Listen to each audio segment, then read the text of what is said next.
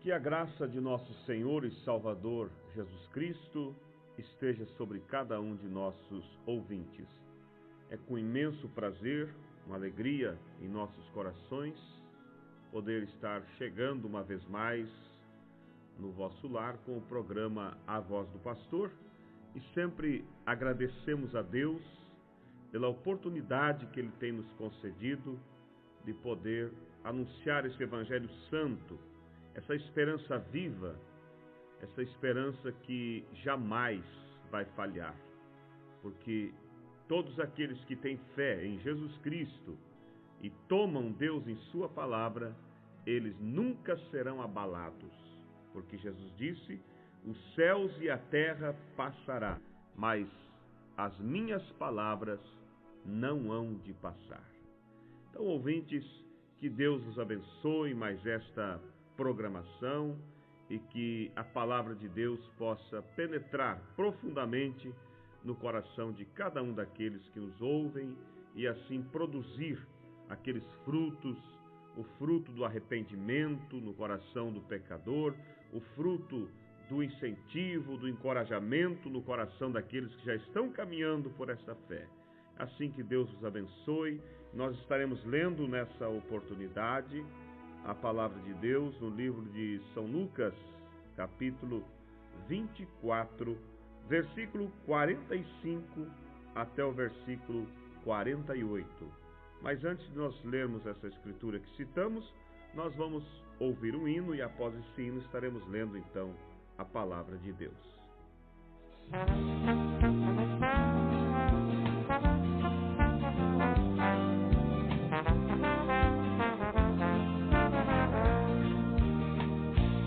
Ó, quão cego andei e perdido vaguei, longe, longe do meu Salvador.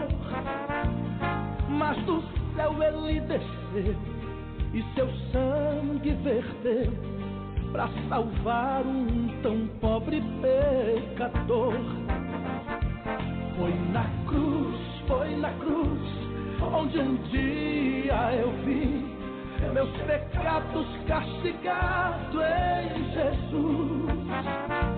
Foi ali pela fé que meus olhos abri e agora me alegro em sua luz. Eu ouvia falar dessa graça sem par que do céu trouxe o nosso Jesus.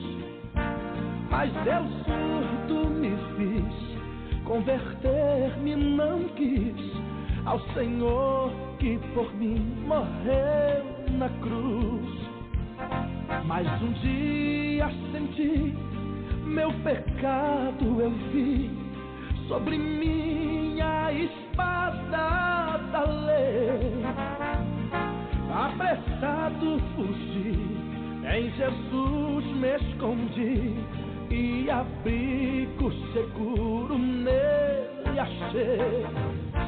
Quão ditoso então esse meu coração, conhecendo o excelso amor que levou meu Jesus a sofrer lá na cruz pra salvar um tão pobre pecador. Foi na cruz, onde um dia eu vi meus pecados castigados em Jesus.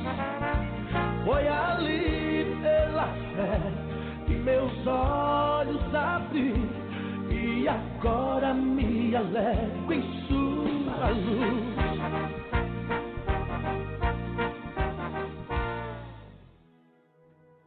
São Lucas capítulo 24, versículo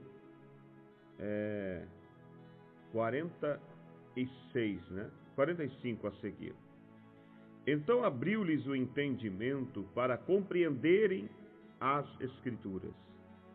E disse-lhes: assim está escrito: E assim convinha que o Cristo padecesse, e ao terceiro dia ressuscitasse dos mortos, e em seu nome se pregasse o arrependimento e a remissão dos pecados em todas as nações, começando por Jerusalém.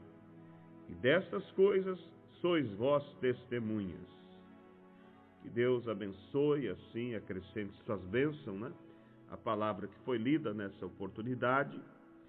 Eu quero falar sobre um tema intitulado Tendo o Entendimento Aberto. Ouvintes, nós sabemos que para você compreender a Deus naquilo que é necessário compreender, porque nem tudo o homem vai compreender. Se o homem chegasse a um ponto de dizer, eu compreendo tudo sobre Deus, então esta pessoa não precisaria mais fé, porque fé é para crer naquilo que você não consegue compreender, mas que você, mesmo assim, acredita ser a verdade de Deus. Mas a Bíblia diz que as coisas ocultas pertencem a Deus, mas as reveladas pertencem ao homem. Então isso fica muito claro para nós, que há muitas coisas que pertencem a nós saber. Mas Deus, sabendo que eu preciso saber, que você precisa saber, então Ele próprio se propôs a revelar isso para nós. Agora, vamos deixar aqui bem claro que toda a revelação, ela tem que vir de Deus para o homem. A revelação, ela não pode ser um esforço do homem para Deus, no sentido, o homem buscar, o homem mexer naquilo, esforçar sua mente, suas ideias e dizer, consegui revelar isso. Isso significa isso. Não. A própria Bíblia diz que ao homem não está o direito de revelar as coisas. Então isso inclui um pastor, um bispo, um padre ou papa, seja lá quem for, não tem o direito de revelar as Escrituras. Mas unicamente Deus pode revelar através de uma via que Ele preordenou, determinou em sua palavra. E você encontra isso no livro de Amós, capítulo 3, versículo 7, aonde diz, certamente o Senhor Jeová não fará coisa alguma sem antes ter revelado a seus servos, os profetas. Então, está muito claro e fora de qualquer discussão essa questão da revelação. Sabemos que somente pode vir, e ela deve vir, e ela vem, porque aquilo que é para nós saber, Deus revela a nós, mas através de uma via chamada profeta.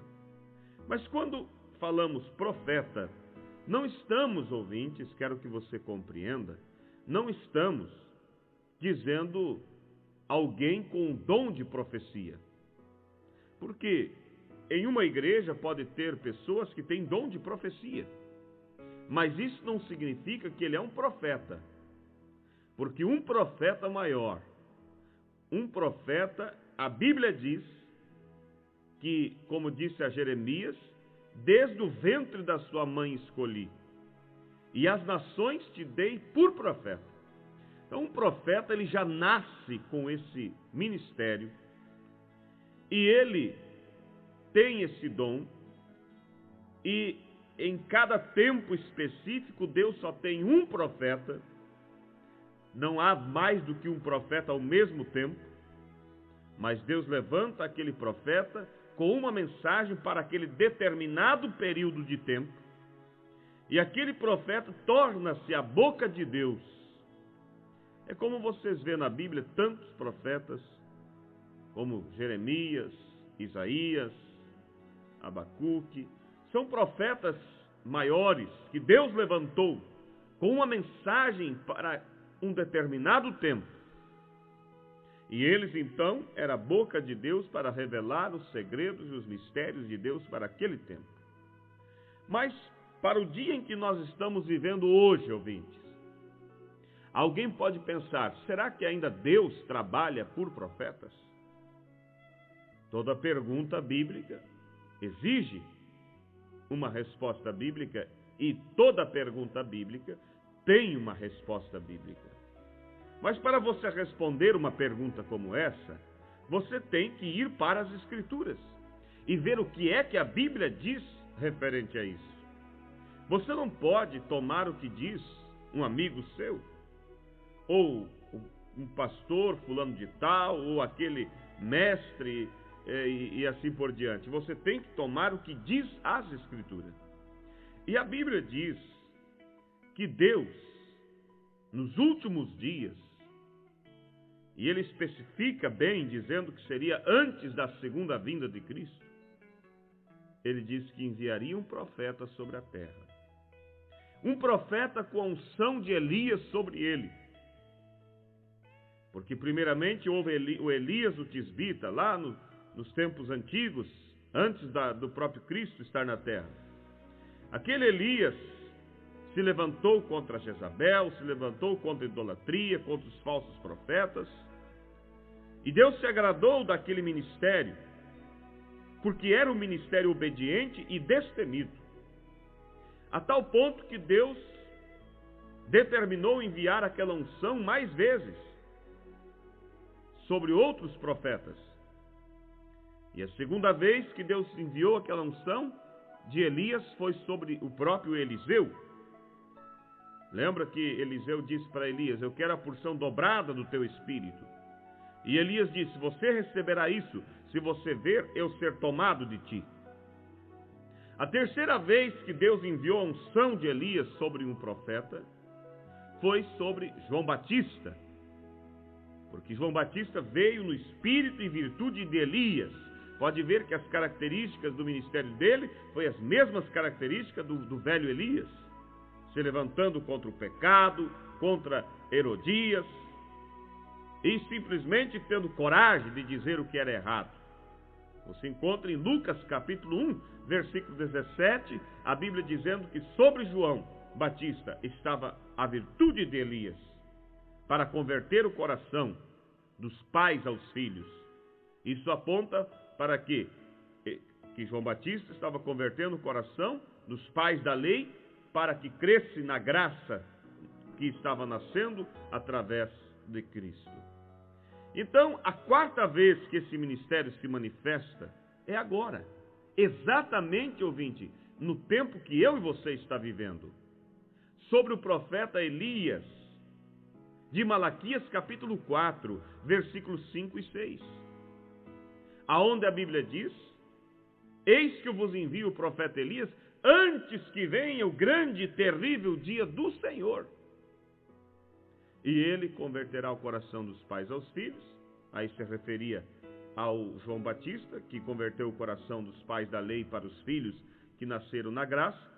Mas na segunda parte da profecia fala sobre o profeta desta era, o profeta que vem antes da segunda vinda de Cristo, dizendo, e converterá o coração dos filhos aos pais. Isso, ouvinte, significa que este mensageiro, profeta, que veio antes da segunda vinda de Cristo, ele tem sobre ele o ministério e a missão de levar a nossa fé de volta à fé dos nossos pais apostólicos. De volta à mesma doutrina, ao mesmo batismo, à mesma ceia, aos mesmos fundamentos da igreja primitiva. Porque Jesus vem para buscar sua noiva, e sua noiva tem que estar vestida com a palavra. Ela não pode estar vestida com a teologia de uma religião. Por isso a Bíblia diz que antes do terrível dia do Senhor, Deus disse, eu enviarei o profeta Elias, e ele converterá o coração dos filhos aos pais. Você vê isso depois, lá no Novo Testamento, Jesus reafirmando essa profecia em São Mateus, capítulo 17, versículo 10 ao 11. Quando os discípulos perguntam, é necessário que Elias venha primeiro? O que Jesus responde? Em verdade, Elias virá primeiro e restaurará todas as coisas. Está muito claro, só não vê quem é incrédulo concernente à palavra. Porque a Bíblia diz, Jesus cita o futuro. Se alguém querer dizer que esse Elias é João Batista, não pode ser, porque João Batista já tinha falecido lá em Mateus capítulo 14, e aqui nós estamos em Mateus capítulo 17, e Jesus aponta para o futuro dizendo, em verdade Elias virá primeiro e restaurará todas as coisas. Restaurar é trazer de volta a original. Então, ouvintes, nós estamos vivendo sobre uma mensagem. Deus enviou esse profeta.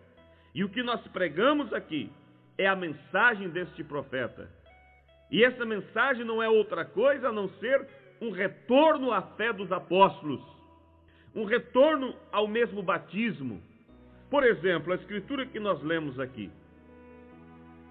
Muitas pessoas se confundem, para não dizer a maioria das pessoas se confundem, referente ao batismo. Elas descem as águas e são batizadas nos títulos de Pai, Filho e Espírito Santo. Quando em Atos capítulo 2, versículo 38, Pedro e os demais apóstolos disseram para aquela multidão, arrependei-vos e cada um de vós seja batizado em nome do Senhor Jesus, para perdão dos pecados. E então recebereis o dom do Espírito Santo. Então, aí você vê que quase 3.000 almas foi batizada em nome do Senhor Jesus.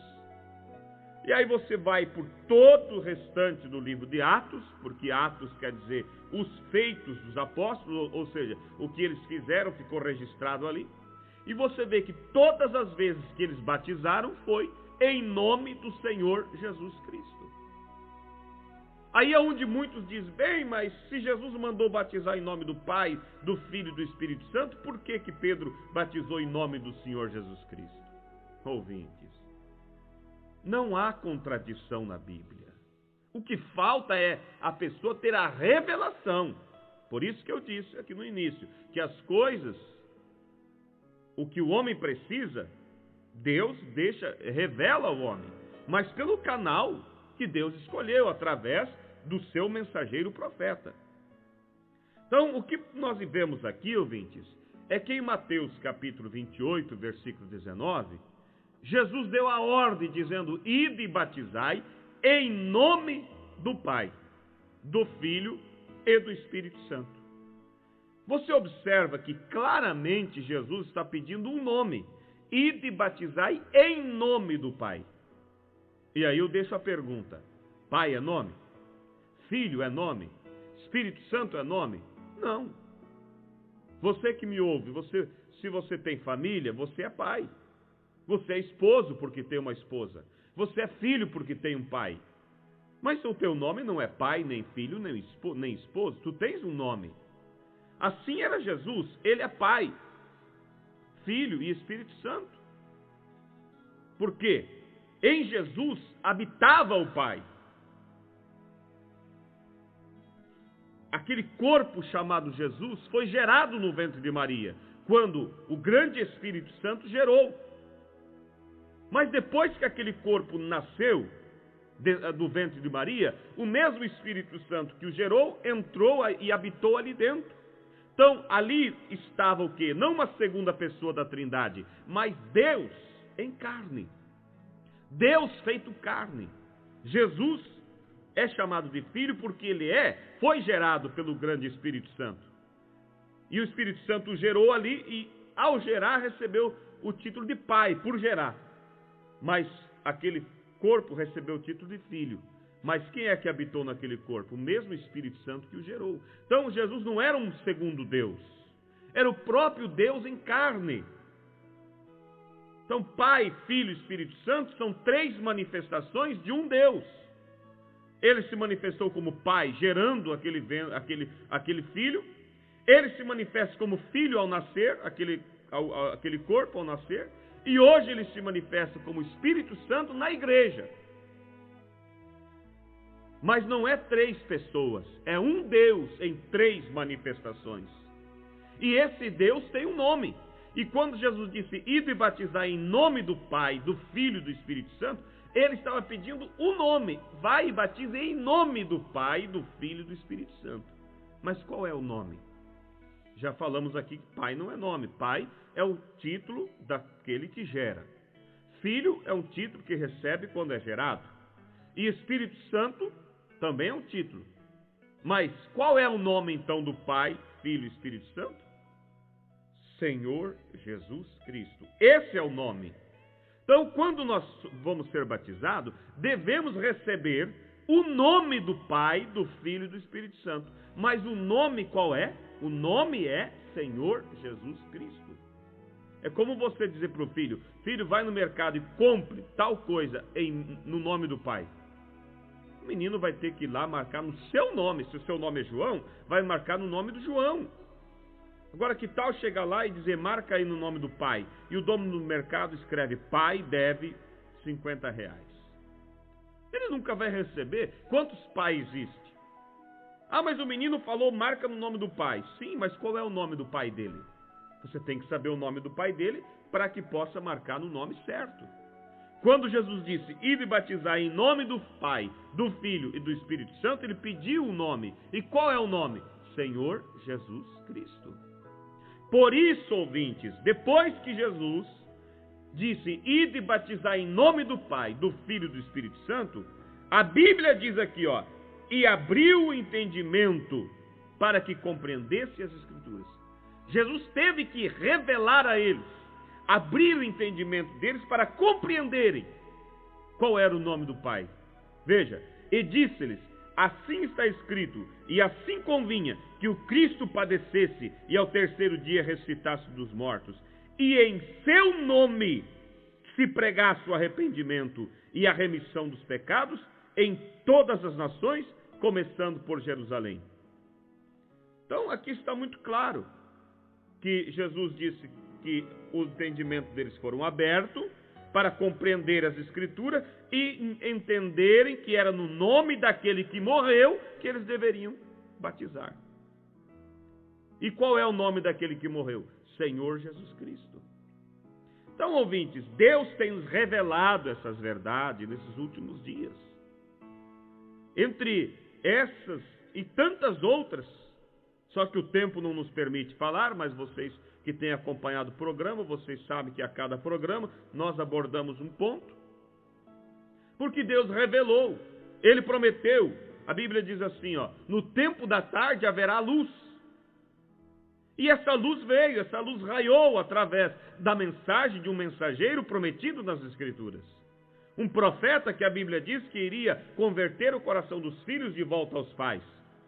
E esse mensageiro veio, e essa mensagem tem ido a todos os cantos da terra e está reunindo a noiva em um lugar chamado Palavra. Essa mensagem não veio para criar uma religião. Essa mensagem veio para levar a minha fé e a sua fé para dentro das Escrituras. Então, encerrando, eu digo a vocês, ouvintes, olhe para a sua vida e veja qual é o batismo que você tem. Você está batizado em nome do Pai, do Filho e do Espírito Santo, mas no nome do Pai, que é Senhor Jesus Cristo? Você tem o nome do Pai no teu batismo? Ou você recebeu os títulos? Porque se o pregador repetiu dizendo, eu te batizo em nome do Pai, do Filho e do Espírito Santo, ele não invocou o nome sobre você. Ele invocou os títulos. Ele repetiu as palavras da ordem, mas não cumpriu a ordem. Porque na ordem Jesus disse, ide e batizai em nome do Pai, do Filho e do Espírito Santo. Mas os discípulos, tendo o entendimento aberto, compreenderam que o nome que ele estava pedindo era Senhor Jesus Cristo. Por isso eles foram e batizaram sempre em nome do Senhor Jesus Cristo. Agora eu deixo uma pergunta aqui ao encerrar esse programa.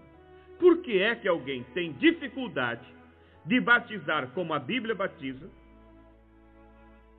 e prefere ficar com o que a tradição das suas igrejas batiza?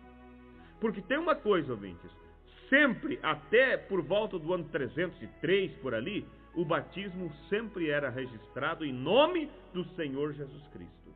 Depois que ele foi mudado pela Igreja Católica, quando no ano 325, no Concílio de Nicéia, eles determinaram que havia 3 pessoas e que o batismo deveria ser feito em nome dos 3 deuses. Em nome do Deus Pai, Deus Filho e do Espírito Santo. Contrariando as Escrituras que diz que há um só Deus, um só Senhor e uma só fé e um só batismo. Então, ouvintes, você decide, você fica com o que diz a Bíblia ou com o que diz as tradições. Porque quando Deus vier para julgar o mundo, Ele vai julgar por esta viva palavra, não pelo que disse ou inventou uma tradição humana. Então, ouvintes, que Deus te abençoe, que você possa beliscar a sua consciência pelo amor da sua alma e dizer assim: eu não vou deixar a minha alma em jogo, ficando aí entre 2 pensamentos, pensando, será que eu fico com o que a igreja diz ou com o que a Bíblia diz? Fica com o que a Bíblia diz. Lembre-se que o único Deus, porque não há 3 deuses, Ele se manifestou em 3 ofícios. No ofício de pai, quando ele gerou no ventre de Maria aquele filho. Ele se manifestou no ofício de filho, quando aquele corpo nasce. E aquele corpo chamado Jesus, então é o Filho. E ele se manifesta hoje como Espírito Santo na igreja. Mas aquele Jesus que andou há 2000 anos atrás aqui, não era um segundo Deus, uma segunda pessoa da Trindade, mas era o próprio Deus encarnado. A Bíblia diz, no princípio era o Verbo estava com Deus, e o Verbo era Deus. E o Verbo se fez carne e habitou entre nós. Deus se fez carne, se humanizou em corpo chamado Jesus. Então o nome de Deus estava naquele corpo. E o nome de Deus é Senhor Jesus Cristo. E esse é o nome que a noiva de Jesus recebe. Como toda noiva recebe o nome do noivo, a noiva de Jesus Cristo também recebe o nome do seu noivo no batismo, que é Senhor Jesus Cristo. Porque esse é o nome do Pai que Jesus pediu para que fôssemos batizados. Então, ouvintes, que Deus te abençoe. Se você desejar saber mais sobre a mensagem que Deus tem enviado através desse profeta, quando Deus enviou a mensagem do profeta Elias nesses últimos dias para revelar esses mistérios e restaurar aquilo que as religiões tinham jogado fora e trazer tudo de volta, Deus cumpriu isso. E essa mensagem está vestindo e preparando a noiva para o arrebatamento. Que Deus te abençoe. Se você deseja saber mais, entre em contato conosco e com prazer estaremos vos ajudando a conhecer mais sobre o plano de Deus e o que Deus está fazendo para preparar e vestir a sua noiva para o arrebatamento. Que Deus os abençoe. Em nome do Senhor Jesus Cristo é a minha oração.